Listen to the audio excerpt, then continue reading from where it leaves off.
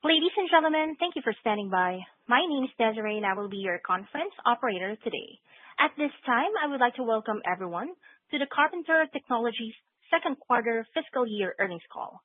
All lines have been placed on mute to prevent any background noise. After the speaker's remarks, there will be a question-and-answer session.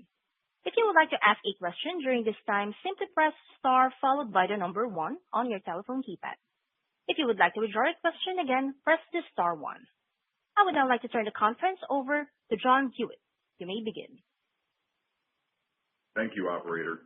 Good morning, everyone, and welcome to the Carpenter Technology earnings conference call for the fiscal 2026 second quarter ended December 31st, 2025. This call is also being broadcast over the internet along with presentation slides. For those of you listening by phone, you may experience a time delay in slide movement. Speakers on the call today are Tony Thene, Chairman and Chief Executive Officer, and Tim Lain, Senior Vice President and Chief Financial Officer. Statements made by management during this earnings presentation that are forward-looking statements are based on current expectations. Risk factors that could cause actual results to differ materially from these forward-looking statements can be found in Carpenter Technology's most recent SEC filings, including the company's report on Form 10-K for the year ended June 30th, 2025, Form 10-Q for the quarter ended September 30th, 2025, and the exhibits attached to those filings. Please also note that in the following discussion, unless otherwise noted, when management discussed the sales or revenue, that reference excludes surcharge. When referring to operating margins, that is based on adjusted operating income, excluding special items, and sales excluding surcharge. I will now turn the call over to Tony. Thank you, John, and good morning to everyone.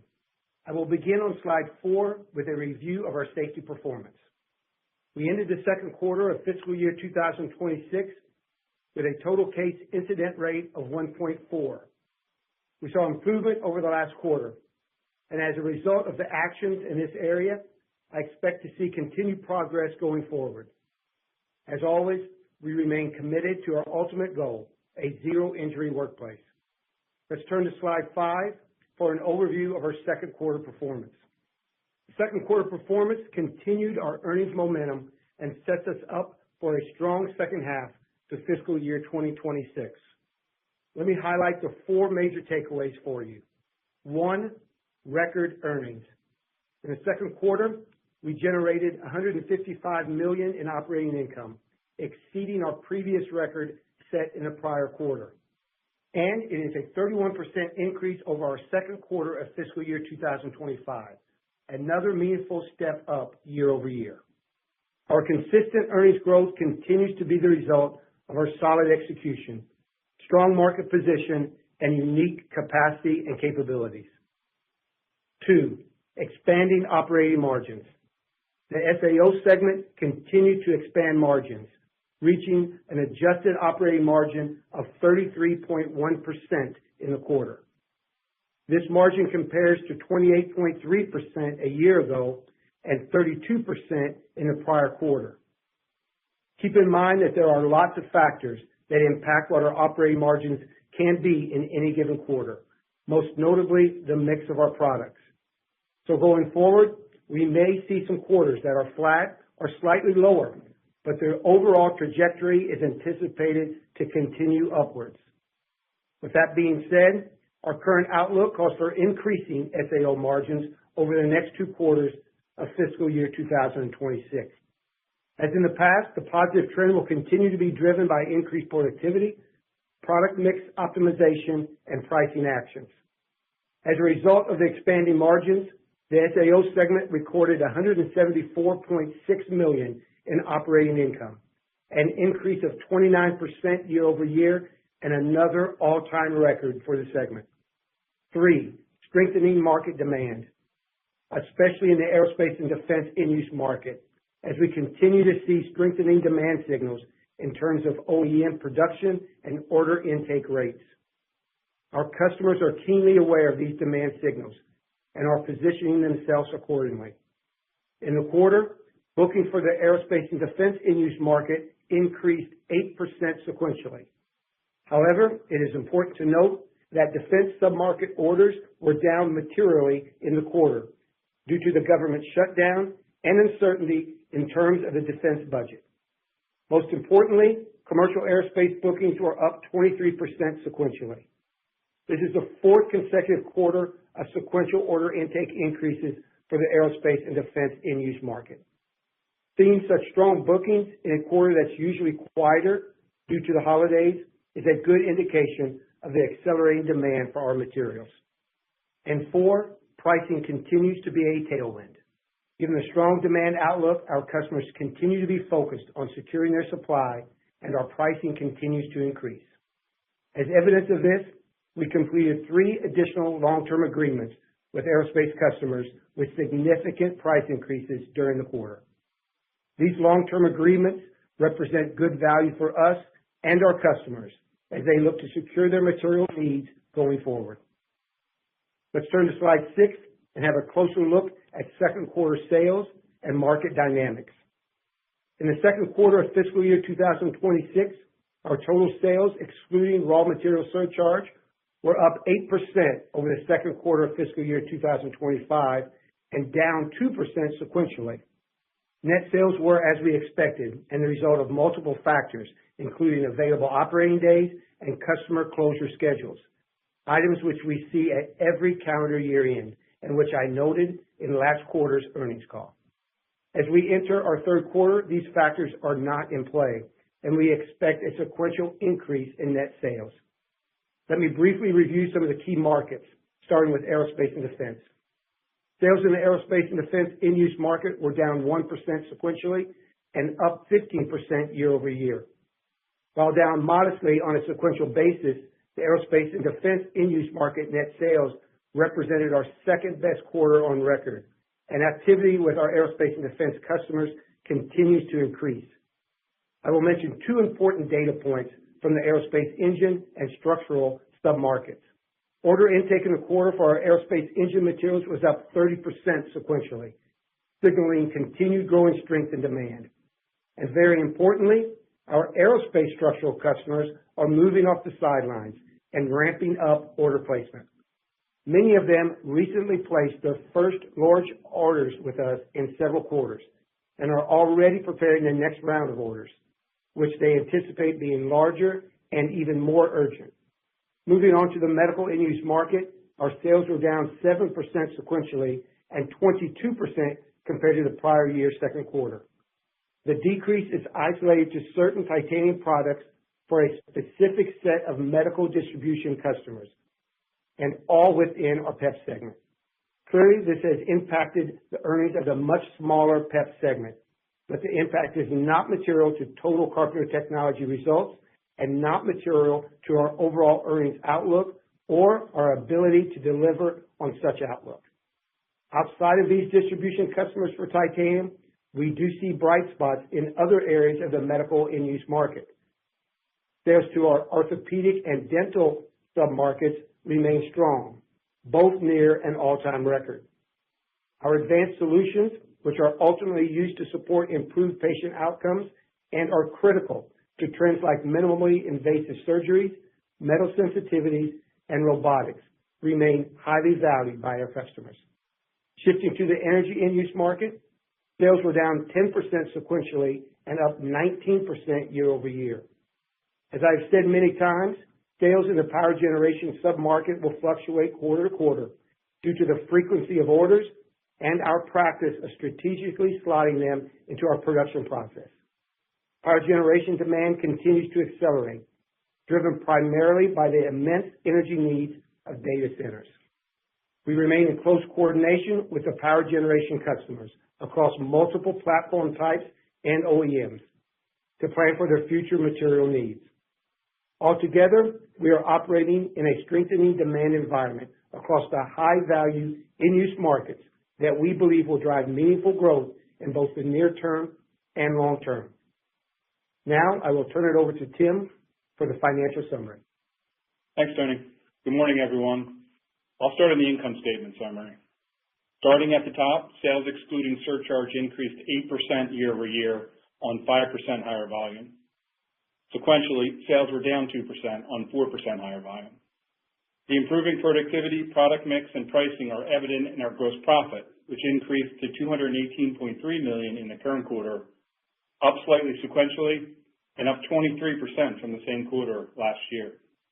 Selling, general, and administrative, or SG&A expenses were $63.1 million in the second quarter, flat sequentially and up $4.5 million from the same quarter last year. The SG&A line includes corporate costs, which were $26.2 million. This is flat sequentially and up $2.6 million from the second quarter of fiscal year 2025. For the upcoming third quarter of fiscal year 2026, we expect corporate costs to be about $25 million.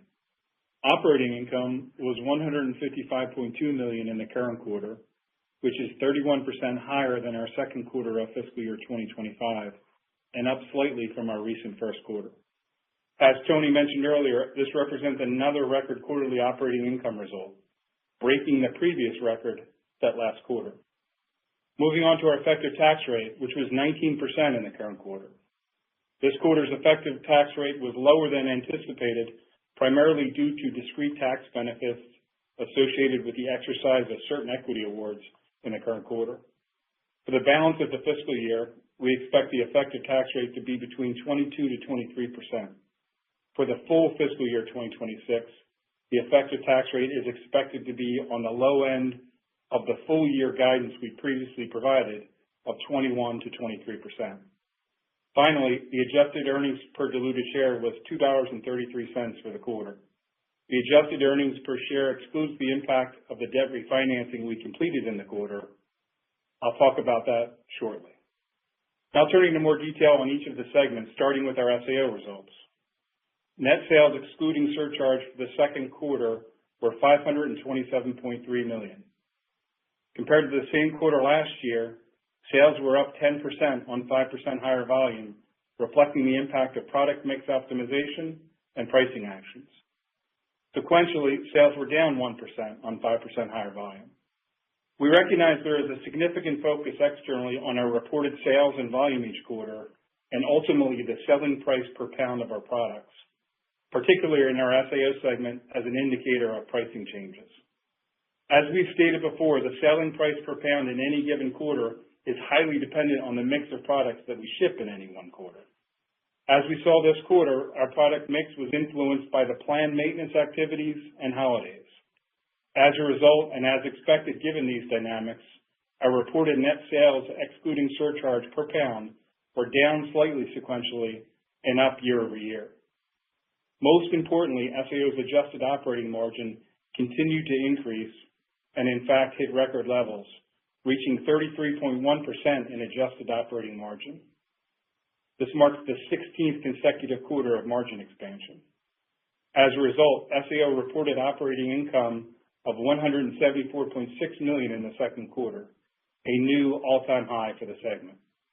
In addition to mix and price benefits, the record performance reflects the SAO team's ability to actively manage our production schedules, increase productivity at key work centers, manage costs, and execute thoughtful planned maintenance activities.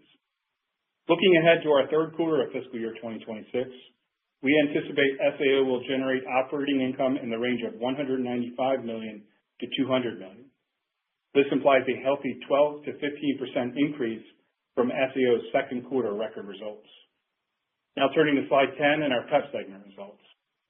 Net sales excluding surcharge in the second quarter of fiscal year 2026 were $77.2 million, down 11% sequentially and down 10% from the same quarter a year ago. As Tony mentioned earlier, the decline was primarily driven by titanium sales, which were heavily impacted by lower demand from specific medical customers. As a result, PEP reported an operating income of $6.9 million in the current quarter, compared with $9.4 million in the first quarter of fiscal year 2026 and $7 million in the same quarter a year ago. The year-over-year improvement in operating margin reflects increasing sales in our additive business driven by demand, as well as the cost benefits of actions we took last year to reduce structural costs in this business. We currently anticipate the PEP segment's operating income for the upcoming third quarter to be in line with the second quarter of fiscal year 2026. Before we move to cash flow, I just wanted to pull together the pieces that make up our outlook for operating income for the third quarter of fiscal year 2026. we anticipate total operating income of $177 million to $182 million. This includes SAO at $195 to $200 million, tax at roughly $7 million, and corporate costs of $25 million. Now turning to the next slide to talk about our cash generation and capital allocation priorities. In the current quarter, we generated $132.2 million of cash from operating activities and spent $46.3 million on capital expenditures, which resulted in adjusted free cash flow of $85.9 million. As I mentioned last quarter, we expect capital spending will accelerate in the second half of fiscal year 2026 as construction activities related to the brownfield capacity expansion project broaden and equipment delivery and installation begins in earnest. As we look ahead, we expect to generate at least $280 million of adjusted free cash flow in fiscal year 2026.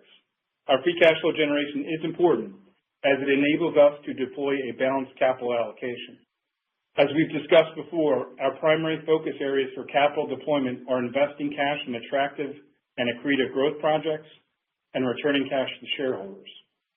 In that regard, we continue to execute against our share repurchase authorization and repurchased 32.1 million of shares in the current quarter. This brings the total to $183.1 million spent to date against the $400 million authorization that we announced in July of 2024. In addition to the buyback program, we also continue to fund a recurring and long-standing quarterly dividend. That brings us to investing in growth.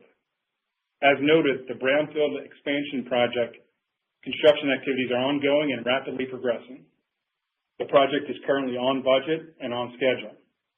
Finally, our ability to deploy capital is also supported by our healthy liquidity and strong balance sheet. In the current quarter, we took actions to strengthen both our balance sheet and liquidity. Namely, we completed a refinancing of our long-term debt to extend the maturity of our notes to 2034 while reducing the interest rate. In addition, we amended and restated our revolving credit facility, primarily to increase our credit facility from $350 million to $500 million and extended the term to 2030. As of the most recent quarter end, our total liquidity was $730.8 million, including $231.9 million of cash and $498.9 million of available borrowings under our credit facility. Our credit metrics remain very strong, with our net debt to EBITDA ratio remaining well below 1 times. Altogether, we believe our strong balance sheet and outlook for significant cash generation positions us well to fund continued growth and deliver significant shareholder returns. With that, I will turn the call back to Tony. Thanks, Tim. Each quarter, important themes emerge that become the focus of attention in the investment community. As I did last quarter, I will address them in detail to make sure Carpenter Technology's position is clear. First, the ongoing discussion concerning the strength and acceleration of the aerospace demand environment, with a focus on current and anticipated build rates. On last quarter's earnings call, I spent a lot of time providing details of positive momentum in the aerospace demand environment. Without repeating everything, I will just state again that the aerospace market is in the midst of one of the largest build ramps ever to meet the unprecedented demand projections. Let me provide a couple new positive data points that have appeared over the last quarter. Notably, Boeing achieved the milestone of building 42 737s in the month of December. On their earnings call earlier this week, Boeing reaffirmed their intention to increase build rates in calendar year 2026. And most notably, they emphasized that builds would be increasing much higher than deliveries, given that finished plane inventory has now been depleted and their intent to build some 737s ahead of delivery in 2027. While citing an expected 10% increase in deliveries, Boeing noted that build activity would have to increase much more to account for the factors I just mentioned. In light of this, our aerospace customers continue to report increasing demand in the supply chain to support the build rate ramp. This, in turn, is accelerating confidence in the aerospace outlook across each of our submarkets. Our aerospace engine customers are full steam ahead. The engine OEMs are asking us whether the supply chain has ordered enough material to support part builds. And our direct customers are focused on getting orders placed against, in many cases, recently signed long-term agreements. Importantly, and as I mentioned previously, we continue to see meaningful sequential increases in order intake for our aerospace engine materials, up 30% sequentially. I will also repeat my statement from earlier that our aerospace structural customers are moving off the sidelines and ramping up order placement. This is an aerospace submarket that has been lagging to others, and the recent placement of their first large orders with us in several quarters is an encouraging sign of strengthening confidence in the aerospace ramp. We are also working closely with our aerospace fastener customers to ensure they get the materials needed as they are projecting big increases for calendar year 2026. Altogether, we are clearly in the midst of an acceleration of aerospace demand. Our sophisticated customers understand the accelerating demand dynamics, and we continue to work with them to ensure they have their orders in place so they are not last in line. Our customers also understand that nickel-based superalloys will be in short supply with only a few qualified producers globally. That point leads to the second topic to discuss: nickel-based superalloy industry supply. This can be a difficult topic to understand and to quantify, as there are numerous complex nickel-based superalloys that are supplied into aerospace engines and other critical areas of the aircraft, such as landing gear, avionics, and structural. Before I address supply, it is important to understand the demand projections for nickel-based superalloys into the aerospace supply chain. As we have detailed in our investor event about a year ago, the aerospace industry is targeting build rates of 2,100 plus airplanes per year.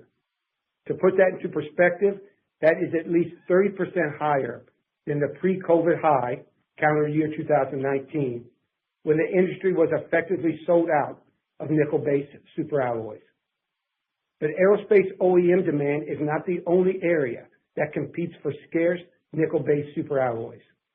As the installed fleet of planes continues to grow and ages, MRO demand is projected to be at significantly higher levels going forward versus today.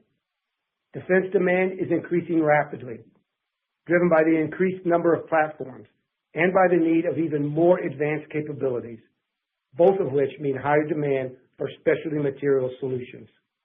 Demand for specialty materials used in space has also been increasing, with one driver being that the number of commercial satellite launches continues to increase as the space economy grows.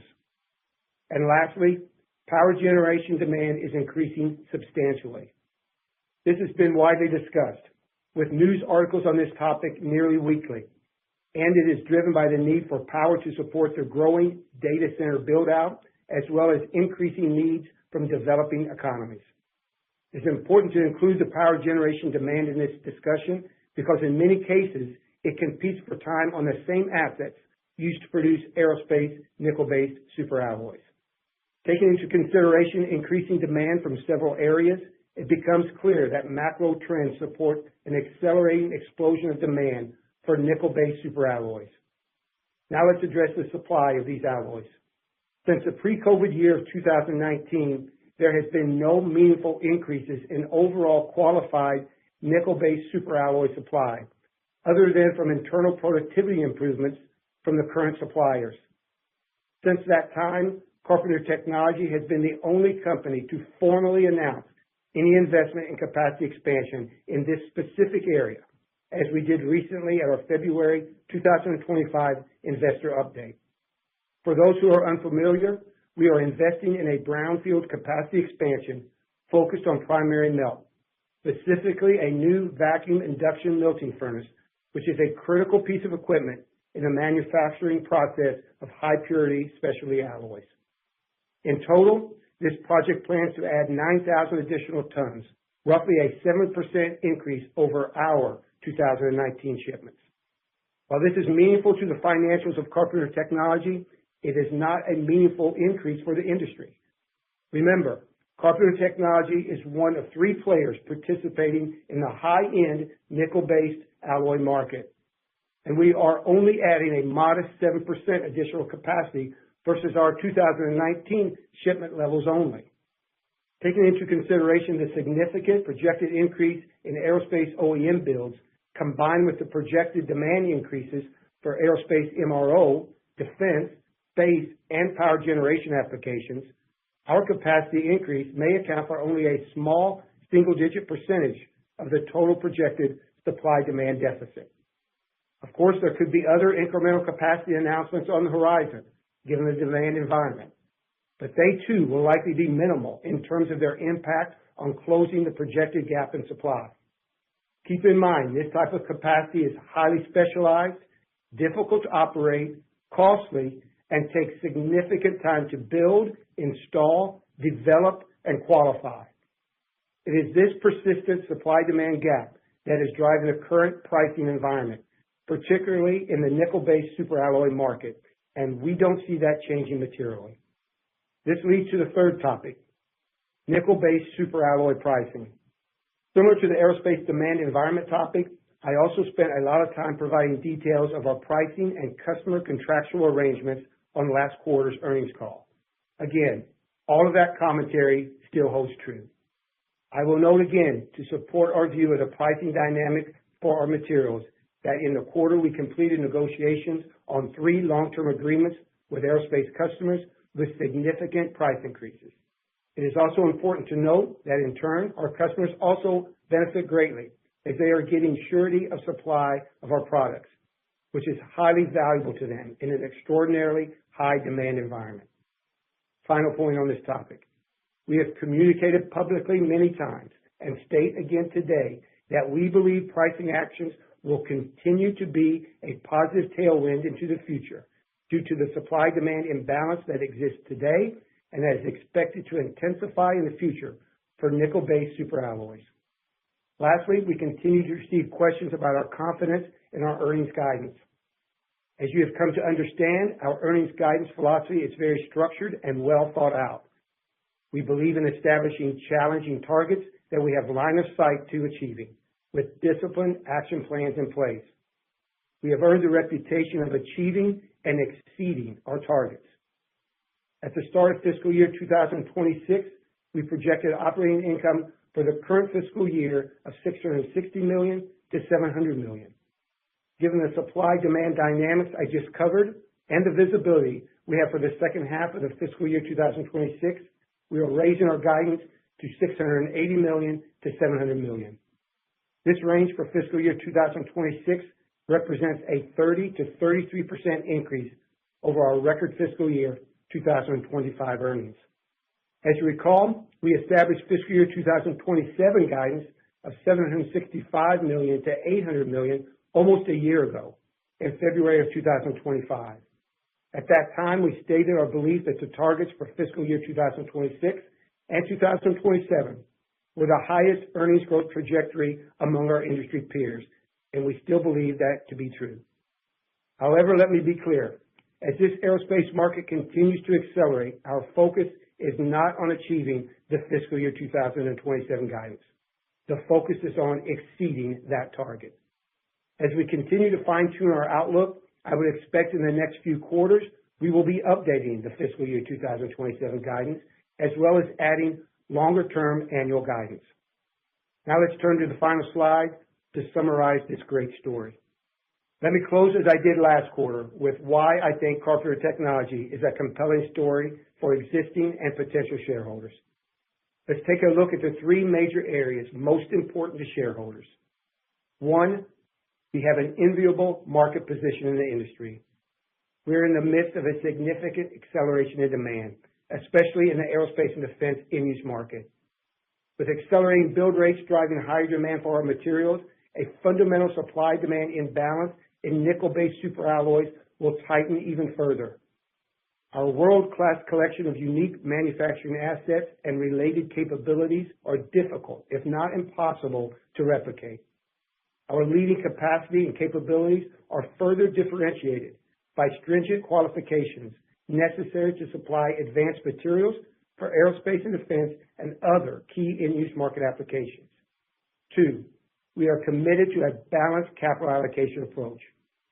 We have a healthy liquidity position and a strong balance sheet, combined with an impressive free cash flow generation outlook.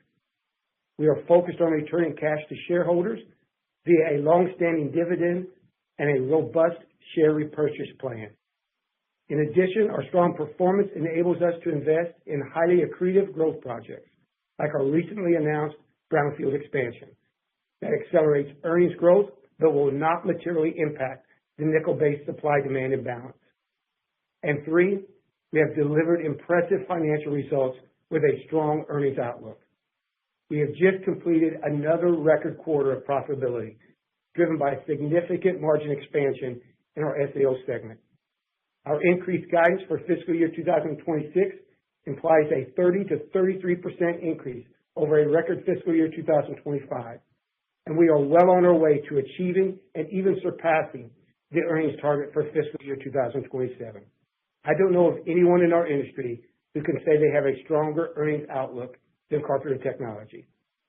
Of course, fiscal year 2027 is not expected to be our peak. We have plans and line of sight to further earnings growth beyond 2027.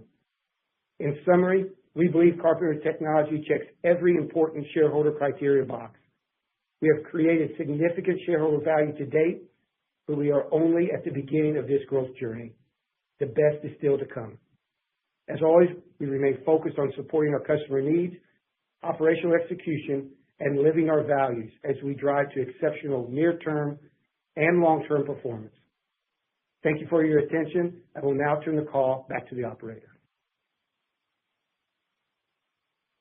Thank you. We will now begin the question and answer session. If you have dialed in and would like to ask a question, please press star one on your telephone keypad to raise your hand and join the queue. If you would like to withdraw your question, simply press star one again. If you are called upon to ask your question and are listening via speakerphone in your device, please pick up your handset to ensure that your phone is not on mute when asking your question. Again, press star one to join the queue.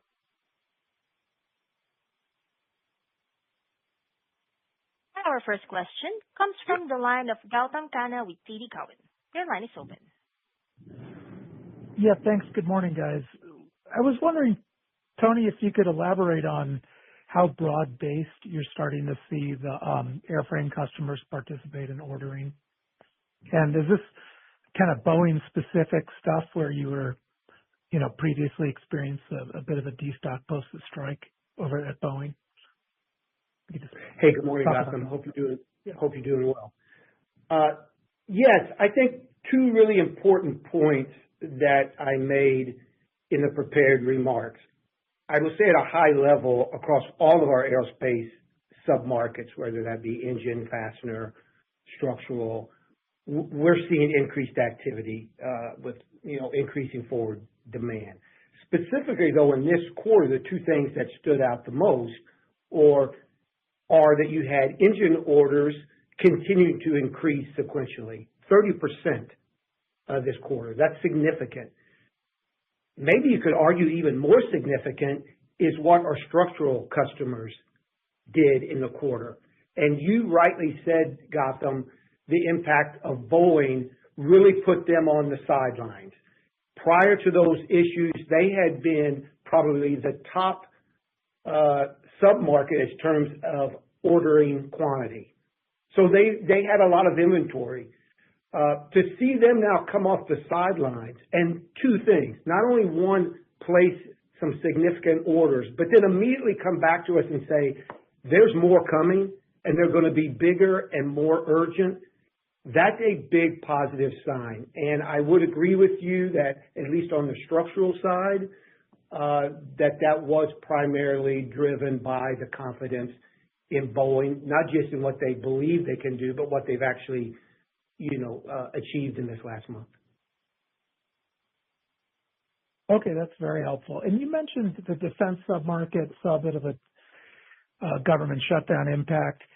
Do you have any visibility from customers in that submarket as to how they expect to kind of put in orders over the next couple quarters? Yeah, we've already seen that come back. I mean, quite frankly, they would have liked to have been placing orders during that time, but weren't able to do so, weren't allowed to do so because of the government shutdown. So you've got some pent-up order demand there. So we see that coming back very rapidly.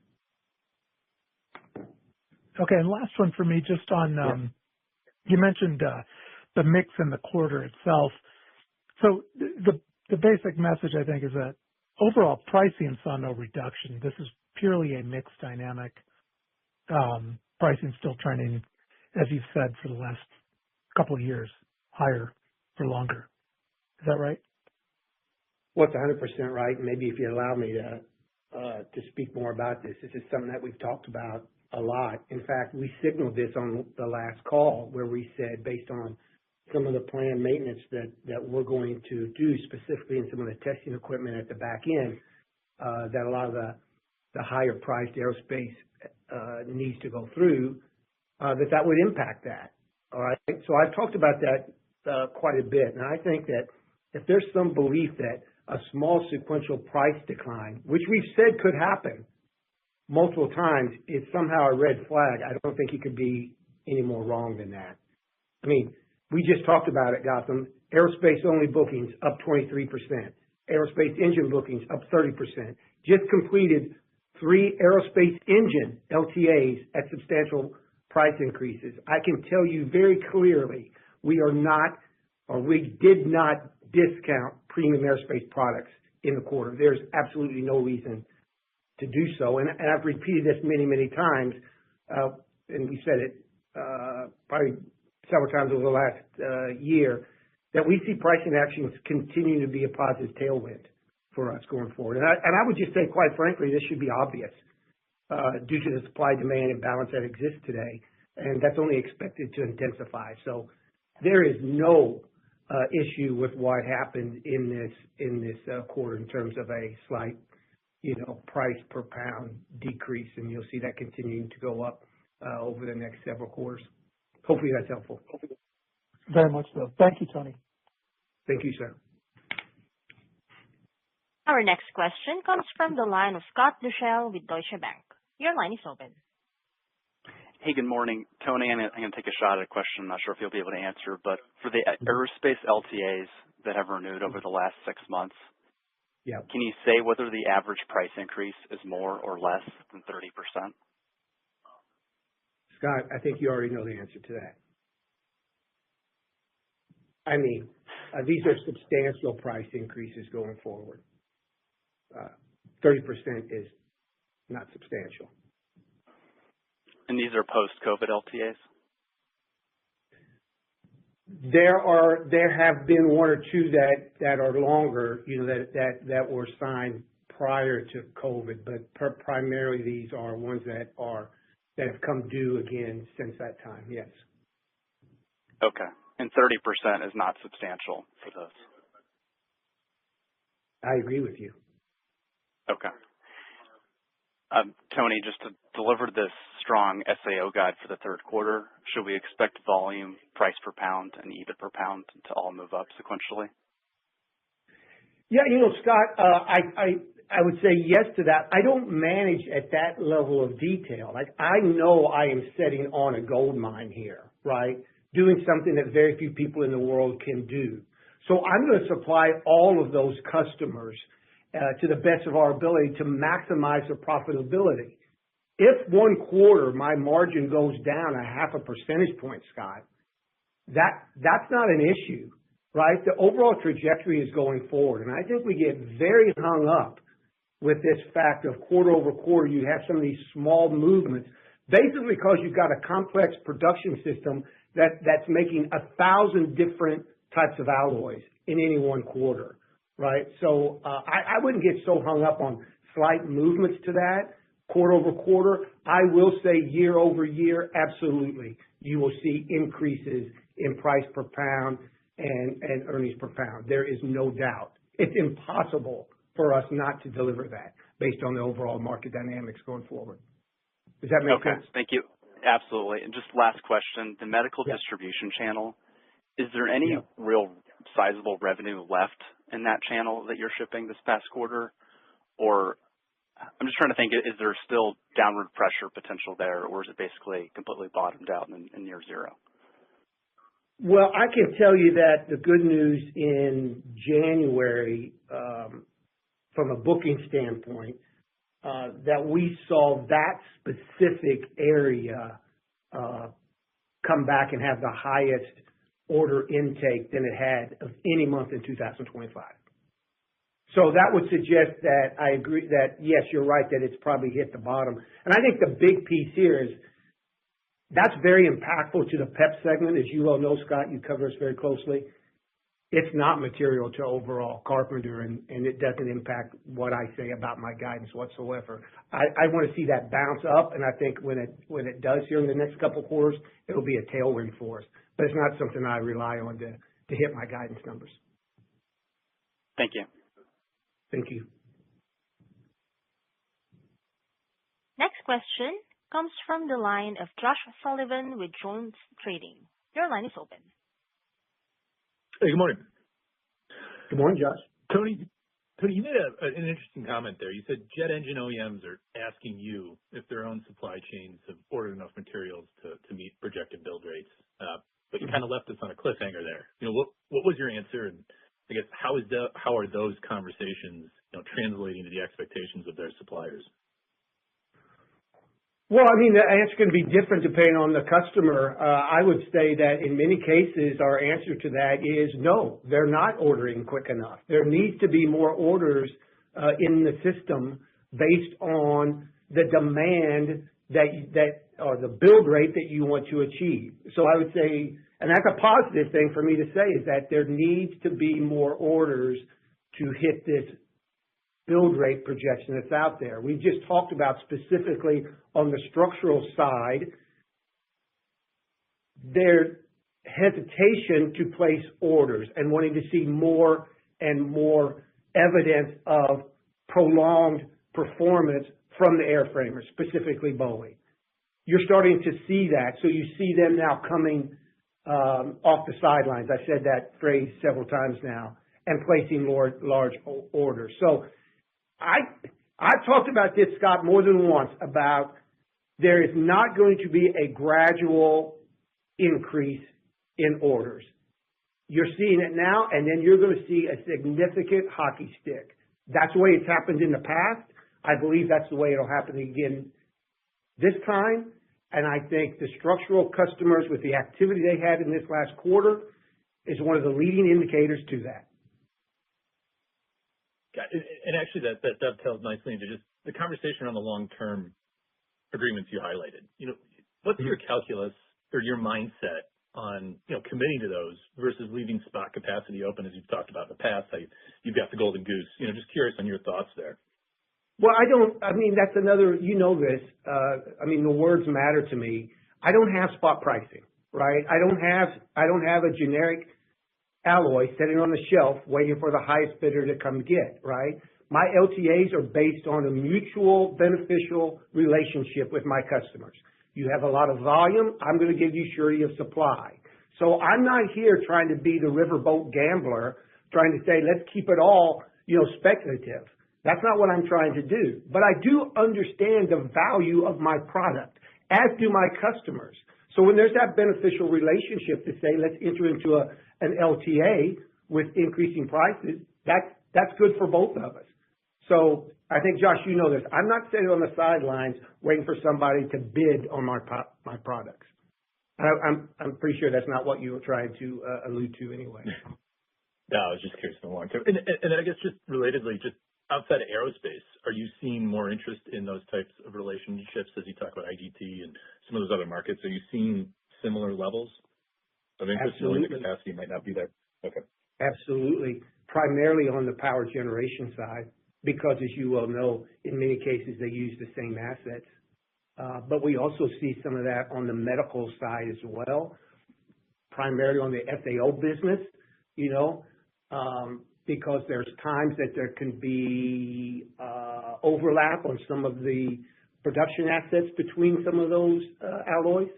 So you see more interest in those specific alloys for medical customers, because in many cases we're the sole supplier and have a proprietary alloy there. So in both non-distribution medical and especially in power generation, we see some of the same dynamics as far as the openness or the willingness or wanting to have a LTA with us in those areas.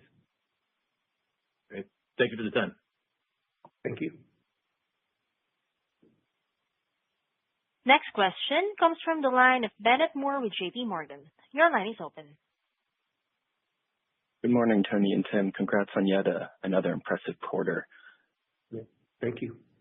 Quick, I wanted to thank you for all the color and commentary on the bookings, but could you also comment on how engine and fastener sales trended during the quarter and year over year, and also what lead times look like for structural products relative to engine alloys? Yeah, it's a good question. Our overall aerospace, you saw our sales were relatively flat quarter over quarter, basically because of the number of operating days you've written about this, as well as the holidays. So aerospace engine sales are relatively flat, down a couple percent. Engine fasteners was flat, I think up 1%. So all of the sub-markets inside of aerospace were, plus or minus 1 or 2 on a sequential basis. Certainly on a year-over-year basis, all of them up quite substantially, as you would expect. The second part of your question was on lead times. You're also very well aware, that lead times isn't a universal indicator of demand increasing just because we cap lead times. But I can say that in that area, you have seen them extend across all the areas inside of aerospace, and I think we'll be pushing right back up to that same level that we were before in very short order. But yes, we did see expansion of lead times. And I guess in the context of your positive commentary around structural customers moving off the sidelines, is it just fair to assume that lead times generally for these structural alloys are shorter than the engine alloys, so we could see that benefit sooner? Yes, I think in general that is a true statement. Great. And then real quick, I just wanted to ask about the additive business, and you showed strong growth during the quarter. Is this lumpy, or are you seeing improved adoption in the space? And can you remind us how the margin profile compares for these products, and if this is a space Carpenter would look to grow into the future? Yeah, I think the second part of your question is the right way to look at it. We see it as something that could be a tailwind for us in the future. We've been inside the additive business for quite some time. This is a higher adoption rate, and some increased activity with some very large customers that we bring a proprietary alloy in that area. So it's still relatively small in the whole scheme of things, Bennett. But yes, I think it's something we want to stay in, and I think going forward we'll see continued growth in that area. So I'm very happy, quite frankly, with the performance of additive. Again, relatively small from an earnings standpoint, but very happy with the way they've been performing over the last couple of quarters. Great. Tony, team, thank you for all the comments. Best of luck.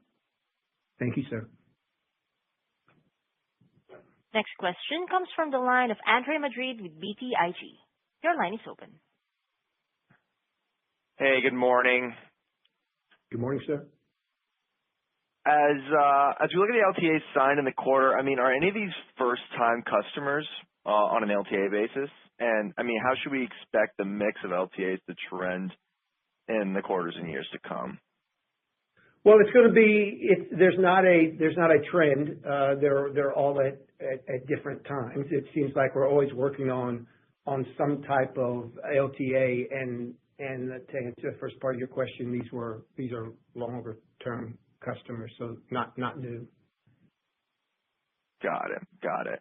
And then we've been hearing a lot of chatter from recent conversations with customers about, potentially exploring capacity expansion that they help fund. Is that something that you guys would ever look into? Maybe if something became more than just chatter, that I could comment on that. So we have already made our position known. We have gone out there and announced capacity expansion in a very professional manner. We told you exactly what the pounds will be. We've told you exactly when it will come online.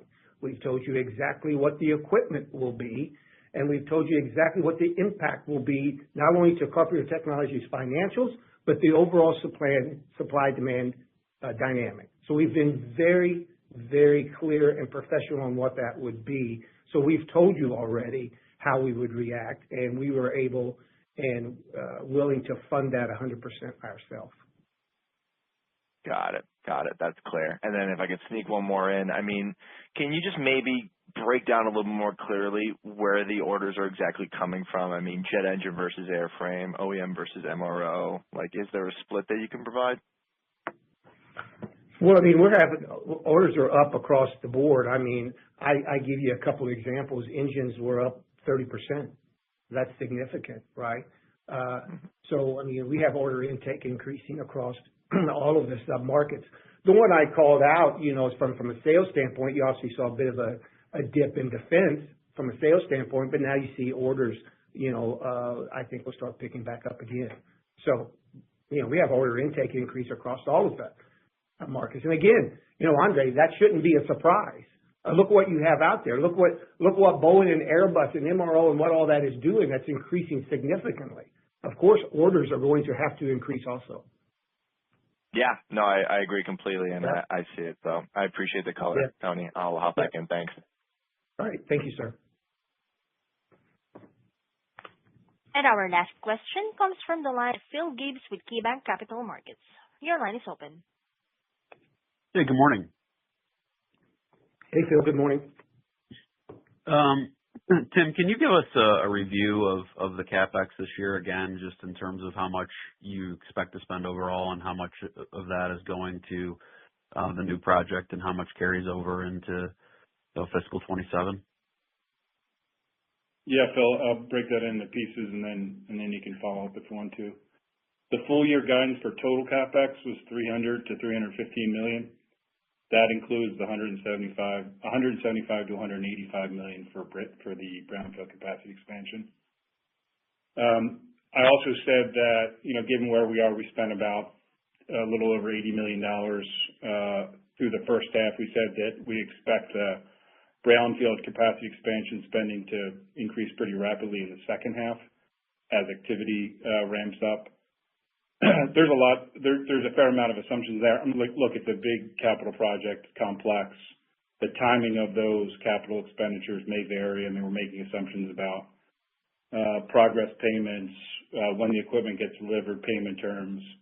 So we'll provide an update in the next quarter, but I mean, the guidance out there still holds true for now. And that's incorporated into our free cash flow guidance.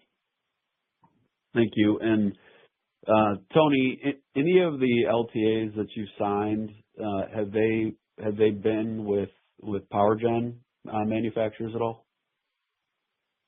Well, the three that I mentioned on the call here were all aerospace. But none of the prior five, for example, that you mentioned last quarter? Traditionally, that's not been an area that's been LTAs for us, but it's an area, I think it was to Josh's question earlier, it's an area that we're now exploring that the customers in that sub-market would like to enter into an LTA, and that could be something that we're interested in as well.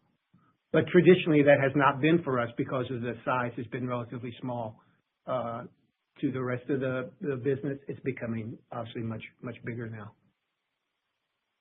And then lastly, I know it's a small business for you all relative to relative to SAO and PEP, but what surprised you just relative to the outcome? Because I know you expected to do better. I know you had mentioned outright medical, but